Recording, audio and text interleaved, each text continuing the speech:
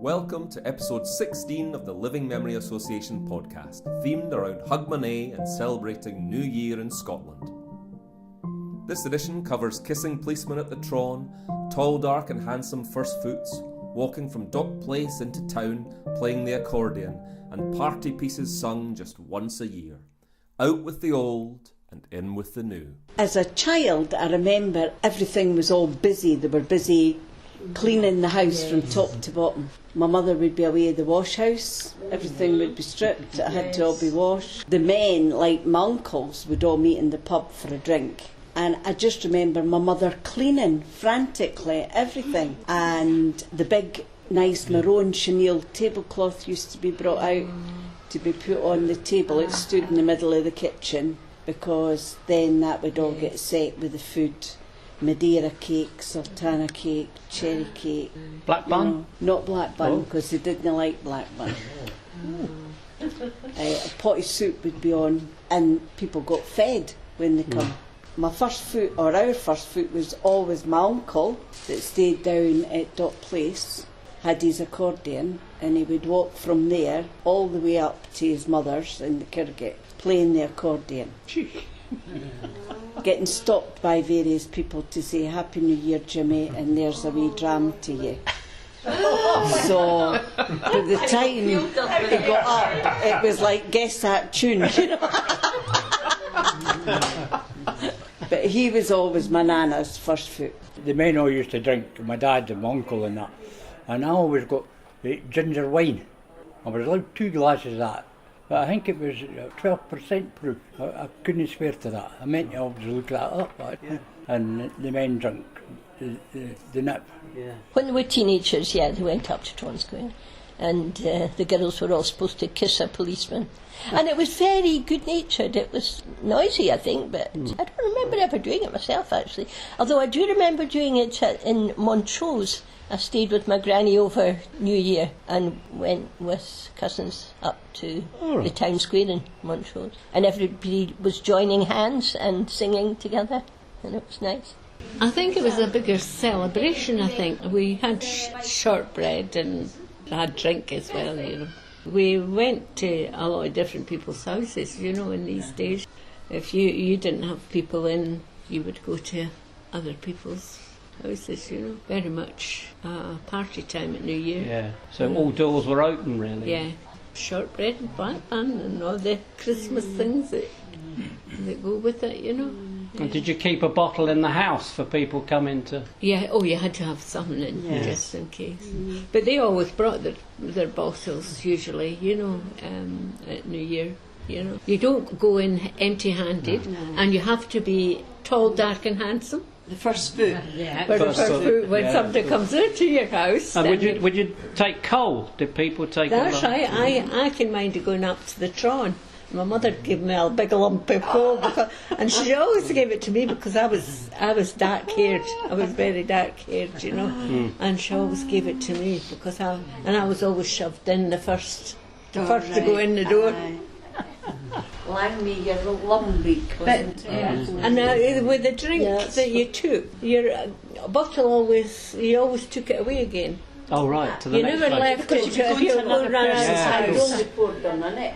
We only get so much of it. Yeah, of course. Well, as a child, we just didn't celebrate Hogmanay at all. My dad, Did you not? My dad didn't, no, not at all. But as a young teenager, after my mum and dad split up, we had Hogmanay, and the neighbours used to come in. We had 2 rooms by then. So the neighbours used to come in, or we'd go to visit the neighbours, and going up the Tron. As I got a wee bit older, going up the Tron was a great thing. Because the world and its neighbour, if you hadn't seen anybody for a long time, probably you would see them up at the Tron in Hogmanay. Yeah, I used to meet at the Tron. For me, when I was younger, we used to go into each other's houses and whatnot, you know, especially the tenement people, you know. I remember we used to look forward to my Uncle Ted coming up New Year's Day, you know, because one of my brothers was called after him. I had a brother called Teddy, you know, and when he used to come up, because he had the coffee stall at the foot of the mound, you know. This was my Uncle Ted, my mother's brother. What was his second name, Mum? Ted? Kyles. Aye, Ted Kyles. My mother was Kyles before she got married. And when he came up, he used to give us all a half a crown each for New Year. But Teddy That was he was called after him. He used to get a 5-shilling piece, you know. That's favouritism, isn't it? Yeah. Because he was he had the coffee stall, and he was quite well off, you know, and he was good with his money as well, you know, but we were so poor, like, I think he gave us that because he knew we needed it, you know. And did you manage to keep your half-crown? Oh yeah, yes. That's one thing Good. my mother and dad were very good that way, you know. They liked to see us enjoying ourselves. They were good parents, your mum and dad. Yes, and I suppose we were going to Parker or somewhere else, or somewhere more like getting sweeties or something, you know, to spend that. Because that was a lot of money for us. You were lucky if you got a penny to spend, you know. Buy clothes with it. Things were very, very poor in the days, you know. Our house would be, I mean, it was totally isolated. It was our far-fetched cousin of my mother's was a motor ride away. There was nothing around at all. But I remember when we came over to Scotland, I remember my granny saying, you have to watch. You'll meet a man with as many noses as there are days in the year, i.e. on the 31st. You're only going to have one more to go. You know, I never twigged to begin with, going around looking at it. How disappointing. I've not heard that before. So you wouldn't really... in Malawi, there'd be nothing going on. Oh, no, nothing in Malawi. But here in be... Fairmile Head, I think we maybe met up with a neighbour, but that was about it. Mr. Sandeman of Sandeman's. Of course. Of Sandeman. You get a sherry there. Well, I would hope so, Did you get a sherry or a port there? Port. Port. They did port as well, didn't they? Yeah. Sandeman's port on the Black Boat. My dad had 2 days off at New Year. I suppose that was working men. You know, maybe the professions were off at Christmas. But certainly they had 2 days off at New Year, I guess, to recover from Hogmanay. As children, we had ginger cordial, and you could buy a bottle of concentrate, and then you made it with hot water. And it was hot ginger cordial, and it was very tasty. I can remember the taste of it, and I still like that kind of taste. And traditionally you had shortbread. There would still be some of the Christmas cake left from Christmas Day that my mum would make, and there was usually black bun, which is a rich fruit cake with pastry around it. The windows would all be open because all the ship's horns would go. That's how you knew it was 12 o'clock. That's how you knew it was 12 o'clock, would be all the ship's horns. The door would be open to let all the old year spirit out, and just before the bells, the ashes would all be taken out the fire because they had to go out. A brand new beginning. And it would be the usual sherry, whisky, screw tops for the men. And it was usually just in the tenement, you would all be in different houses. And then New Year's Day it would be family and what have you would all come and visit then. And so when would be a steak pie? Would that be New Year's Day? Right. Or tongue. Ox tongue. Not many people had cars, and you were walking around your neighbourhood of your own small town, so you could walk. And I remember very clearly the first time I was allowed to go out with my older brother and his pals on Hogmanay. He was 6 years older, so I was maybe about 14 and he would be 20. And I felt very grown up going out with these nice big lads who were all kind to me because I was the wee sister. And one particular time there was a lot of snow on the ground, and larking about, one of the lads lay down on the snow in the middle of the road. We had to shout to him to get up quickly. But there wasn't much traffic, I grant. There was almost no traffic, in fact. And we went to different people's houses and got a drink and a little something to eat, and that would go on until the early hours of the morning, maybe 4 in the morning. But that and then was you all go round home, the village? Round the small town, Cooper and Fife. And then you would sleep it off next day, not get up till noon. And you didn't have the telly, that was a novelty after 8. You started getting White Heather Club and what have you on the telly. And then as you got older, yes, it was up to the Tron. My first New Year I was allowed out on my own, we went to the Pally. And you had to check your bottle into the cloakroom. That's right.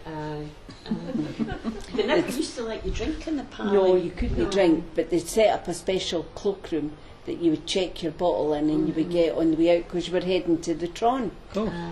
He was wearing a World War II sort of flying jacket and goggles, and he had a woman on his back when he arrived at the party. Yeah. And I can still see that him arriving in this big sort of hurricane. And that same night, my gran sang a song called "I'm Foo the New." I'm foo the new, absolutely foo, which is just a song about being drunk. Really? And, and I never heard her sing at any other point in her whole life, apart from that night. It was also the night I think I had my first alcoholic drink, which was That's why you imagine. no, definitely, which I believe was a martini and lemonade. How old were you, Barry? Sort of 10, 11, sort of somewhere about there. Sophisticated. Was it shaken or stirred? I think it was just drunk in secret. I don't know where I got it from, but I feel like everyone else was busy and I was beside the drinks trolley. You were supposed to clean your house from top to bottom, scrub the skirting boards and make sure there was no dirty washing lying about. The washing all had to be done, possibly ironed as well, but certainly it had to be washed before the new year came in. On New Year's Day, I always used to go with my dad and my uncle to the Hibs match, and all the men had their half in their pockets, and I would end up with money. They always give me 10, 20 pence or 2 bob, half crown.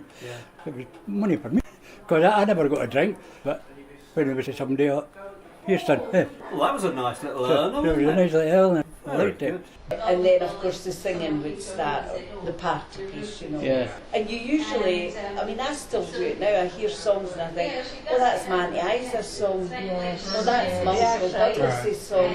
You know, it's funny. You always knew songs that we would sing.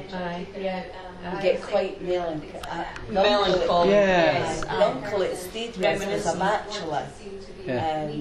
And he really didn't drink much. And it's the only time you used to hear him singing. He always sung. And he was a beautiful singer. Really? And I used to always cry because you know, it was such a quiet, introverted man. And then when he would start to sing, you know, You would see his heart. And that would be him for another year. Many thanks to Wynne, Evelyn, Stan, Maureen, Helen, Rose and May for their wonderful memories of Hogmanay.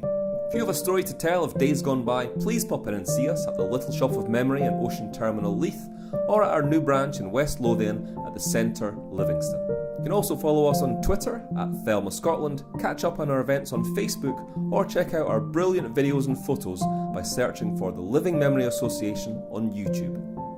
We dedicate this episode of the Thelma Tapes podcast to our great friend John Grote, who sadly passed away at the age of 94 on Boxing Day this year.